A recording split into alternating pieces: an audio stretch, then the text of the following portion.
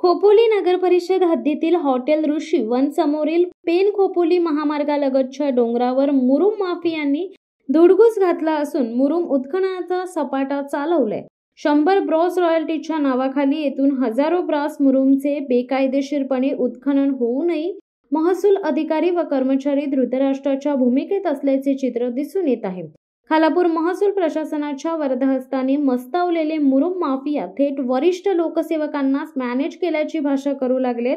त्यामुळे खालापूर तालुक्यातील महसूल प्रशासनाच्या कारभाराविषयी प्रश्नचिन्ह निर्माण झालेत। पावसाळ्यात दरडी मातीचे थर पडण्याच्या घटना वाढत चालल्यात। डोंगर दऱ्यातील नागरिकांना जीव मुठीत धरून राहावे लागत आहे। मात्र पावसाळ्यातच खालापूर महसूल विभागाकडून डोंगर पोखरण्याची परवानगी देण्यात आल्याने डोंगराच्या पायथ्याशी असणारे हॉटेल, दुकाने, घरे तसेच डोंगरावर असलेले उच्च दाबाचे विद्युत वाहिनीचे टॉवर, मोबाईलचे टॉवर कोसळण्याच्या भीती व्यक्त होत आहेत। गाव व शहरातून राजरोसपणे जेसीबी, पोकलँड मशीनच्या सहाय्याने नियमापेक्षाही जास्त डोंगर, टेकड्या, जमिनी खोदून व मुरुम उत्खनन अहोरात्र सुरू आहे। हा सगळा प्रकार इतका सराईतपणे होत आहे की कुणालाच कायद्याची किंवा कारवाईची भीती वाटत नाही।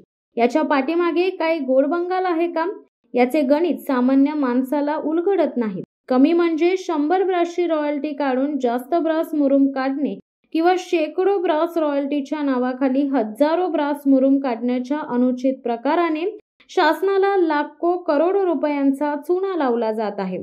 महसूल प्रशासनाने रॉयल्टी धारकांनी दिलेल्या नियोजित जागेवर जाऊन परवानगी आणि प्रत्यक्ष केलेले उत्खनन याची चौकशी करून कारवाई केल्यास रॉयल्टीच्या नावावर केलेली हजारो ब्रासचे उत्खनन व शासनाला घातलेला कोट्यावधींचा घपला समोर येणार आहे। मात्र टेबलाखालून मिळणारी मलाई व प्रत्यक्ष उत्खननातील भागीदारी यामुळे खालापूर महसूल विभाग प्रचंड बरबटला असल्याने यावर कोणीही काहीही बोलण्यास तयार नाहीये। शिवसत्ता टाइम्ससाठी खालील सुर्वे, खोपोली। दे धडक बेधडक वृत्त देणाऱ्या आपल्या शिवसत्ता टाइम्स न्यूज चॅनलला लाल बटन दाबून सबस्क्राईब करा आणि बेल आयकॉनला क्लिक करायला विसरू नका।